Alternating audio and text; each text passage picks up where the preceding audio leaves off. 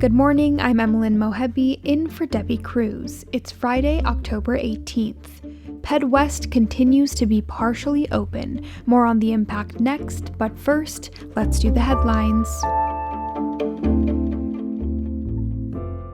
Federal and county public health workers are surveying residents in the Tijuana River Valley area. They're asking about experiences with cross-border sewage contamination. It comes after the county requested help from the CDC in May. Dr. Ankita Kadakia is the county's interim public health officer. And what we're really looking to collect is household information. So all the people that live in a household that are experiencing symptoms, whether that's affecting their physical health, their mental health, their livelihood, their pets' health. Staff say they plan to interview more than 200 households through tomorrow. The CDC says it will share its findings early next year. A new animal shelter is being built in the county. Officials broke ground on the new 23,000 square foot facility in Santee earlier this week. Animals will be cared for there as they wait for a new home. The shelter will also have an on-site small animal hospital and will be a fire evacuation site with animal intake and care during local disasters. It's expected to be complete in early 2026. The fall weather is not sticking around. Today will be cool, but warmer temperatures are in store for us again starting tomorrow. In the inland and coastal areas today, temps will be in the high 60s. In the mountains, it'll be in the high 50s, and in the deserts, it's expected to be in the mid 70s. But over the weekend, temps will rise up to the 80s in most areas. From KPBS, you're listening to San Diego News Now. Stay with me for more of the local news you need.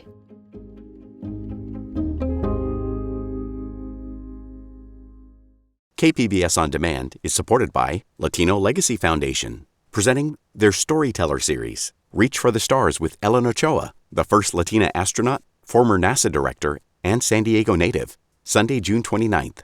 More at latinolegacyfoundation.org.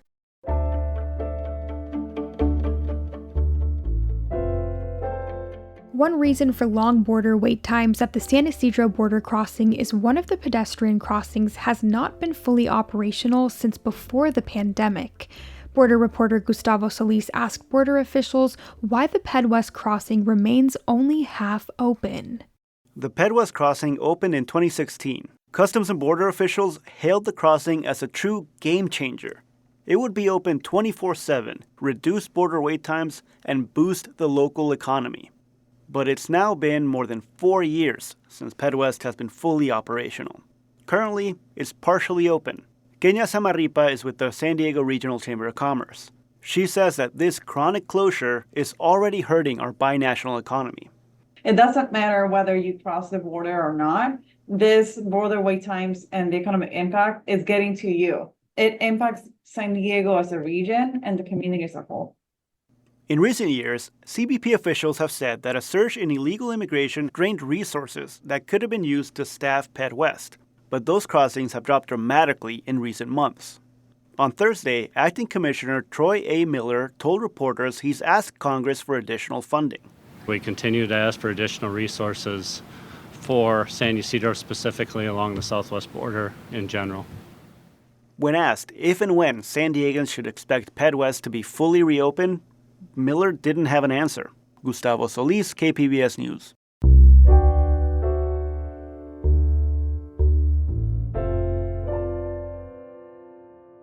Congress authorized the creation of the Corporation for Public Broadcasting in 1967.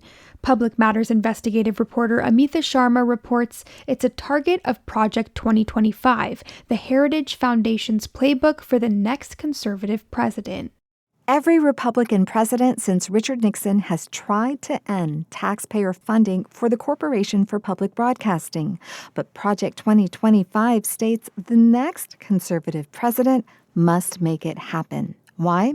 The document says public media became a liberal forum for public affairs and journalism. Dean Nelson, director of the journalism program at Point Loma Nazarene University, says it was left-leaning in the 1960s and 70s. When 9/11 occurred, public broadcasting changed. People went to public television, public radio to try to get an unvarnished take on what was going on. Tim Franklin, a dean at Northwestern University's Medill School of Journalism, says the reality is that Republicans consume public media as much as Democrats. He believes public broadcasting will remain even if former President Trump wins. It's really just a political talking point. The Heritage Foundation declined an interview. Trump has distanced himself from Project 2025. However, 140 members of his administration helped write the plan. Amita Sharma, KPBS News. It's less than 3 weeks until Election Day, and there's an important question on every voter's ballot in the county, Measure G. Metro reporter Andrew Bowen says it would kickstart the largest investment in public transit in San Diego history. If it's approved, Measure G would raise the county's sales tax rate by 0.5 percentage point. That would mean a $100 restaurant bill would come with an additional 50 cents in sales tax. Groceries and prescription drugs are exempt from sales tax in California. The measure is expected to raise $350 million each year. Half of that revenue would be spent on public transit infrastructure, including a rail connection to the airport, a new rail line from San Ysidro to Kearny Mesa, and moving the train tracks to Los Angeles off the collapsing bluffs in Del Mar. Just over a third of the revenue would go toward upgrading highways, roads, and local streets. Supporters of Measure G say San Diego County needs to invest in transportation infrastructure to avoid LA-style smog and gridlock.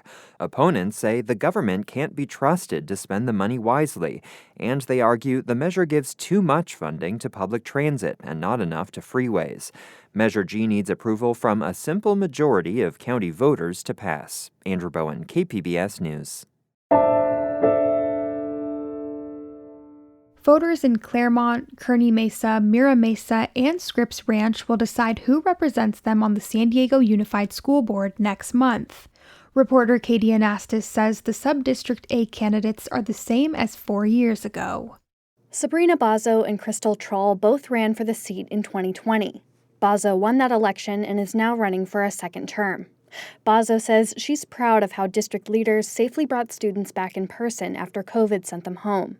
She says making schools feel welcoming for all students and families is key to addressing chronic absenteeism. If our families, particularly those of the students that are hard to reach, feel more welcome, feel like they're part of school, feel like they can come into the classroom and help and really be a part of that community, we're finding that is really impactful. Bazo's endorsers include the Teachers Union and the San Diego County Democratic Party. Nonprofit consultant Crystal Troll is also running for the seat.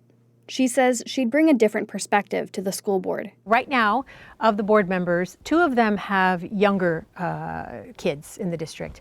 I have high school kids and I have a middle schooler, and I've run the gamut of the experience of kids who actually are in schools right now. Troll says she wants to make sure grading policies are implemented consistently across the district. Troll is endorsed by the Republican Party of San Diego County and Reform California. Katie Anastas, KPBS News.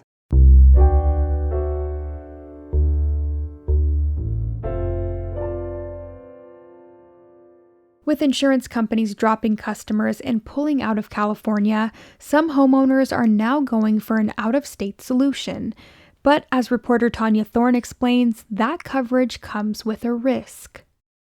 When Pete Alexakis moved to Fallbrook 11 years ago, there was a hook that got him. There was an advertisement about Fallbrook being one of the last areas where you could buy a little bit of land and be close to the ocean. His home is surrounded by green rolling hills and trees. To him and his family, beautiful views. But for insurance companies, extreme fire hazard. 11 years ago, we had choices. So we were able to get from one of the Berkshire Hathaway companies a preferred homeowners policy with full coverage and good rates. But in December, he got a non-renewal notice from his insurer. The company said it was because of the fire danger. He was forced to join California's FAIR plan for basic fire coverage only. For coverage in other areas, he got an additional policy from a separate company. And the impact was profound.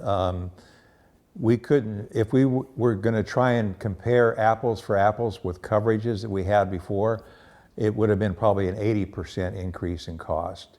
So what we did was we offset some of that expense by going, tremendously higher with deductibles and foregoing some other coverages just to make it affordable, frankly. He's not alone. Insurers like State Farm and Allstate have been offloading their California clients. And while officials in Sacramento tried to reach a compromise with the insurance agencies, homeowners are left with limited options. Well, it just depends on every individual client and their family and their financial needs. So that really varies, but the higher of a deductible you have, the lower your premium is going to be. Ashley Beyer-Walasek is an insurance broker in Fallbrook. For fire coverage, she says most homeowners are going with the California Fair Plan and then filling in coverage gaps with other policies for things like water, theft, or liability. There's another option, known as non-admitted policies. These come from out-of-state companies that aren't licensed to do business in California. And what that means is that they are not held to the same regulatory financial stability laws that we have here. But they're also able to kind of insure riskier ventures, or whether it be a fire area or if it's a commercial policy. She says non-admitted carriers can be a good option for homeowners in fire risk areas, but there could be another risk. If the company becomes insolvent or goes bankrupt and they are not able to pay out the claims that you're paying the coverage for, you are not able to, as a California resident, to go to the state to either appeal or, kind of fight back to get any help from the state. But she says many non-admitted carriers have good financial stability and insurance ratings. It all comes down to doing the research for the coverage and price a homeowner wants and can afford. People who have fixed incomes, it's very difficult to then see their premium, triple in a year, and their incomes aren't increasing. Homeowners are having to make tough decisions. Some choose to go uninsured or underinsured, and others are choosing to sell their home and move out of California. I can't believe that an insurance policy and not being able to afford it is dictating your moves in life. Tanya Thorne, KPBS News.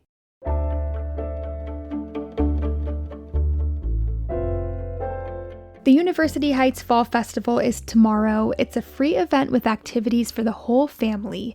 Festival co-chair Sarah Pease tells us what we can expect.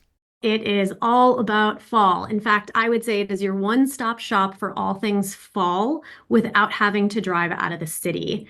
We have a pumpkin patch for you to purchase your favorite pumpkin. We've got a hayride with horses.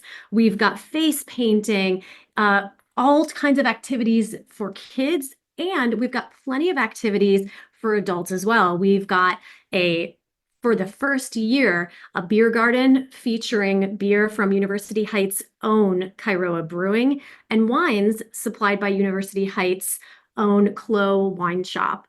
There will also be a stage with performers and a food zone curated by a local foodie Instagrammer. Pease says the proceeds from the event go to a local school. The proceeds from the University Heights Fall Festival go directly towards Bernie Elementary School. Bernie Elementary is a Title I public school, which means that 40% or more of our kiddos come from low-income households. And what this does is it funds classes for all 530 plus kids at school to have classes in gardening, Spanish, art, theater, and music, none of which is actually funded by the school district. The festival will be held at Bernie Field in University Heights. It starts at 10 a.m. and goes until 5 p.m. For more information, head to uhfallfestival.com. Well, that's it for the podcast today. This podcast is produced by me and edited by Brick Ruth. We'd also like to thank KPBS web producer Brendan Tuccinardi and news student assistant Alina Ajaz for helping the podcast team this week. As always, you can find more San Diego news online at kpbs.org. Join us again on Monday to start the new week together with the day's top stories. I'm Emlyn Mohebi. Thanks for listening. I hope you have a great Friday and a wonderful weekend. KPBS On Demand is supported by the San Diego County Toyota dealers, presenting a new 2025 Tundra designed to combine performance and comfort with up to 437 horsepower and 10-speed automatic transmission. See your Toyota dealer. The San Diego County Toyota dealers. We make it easy.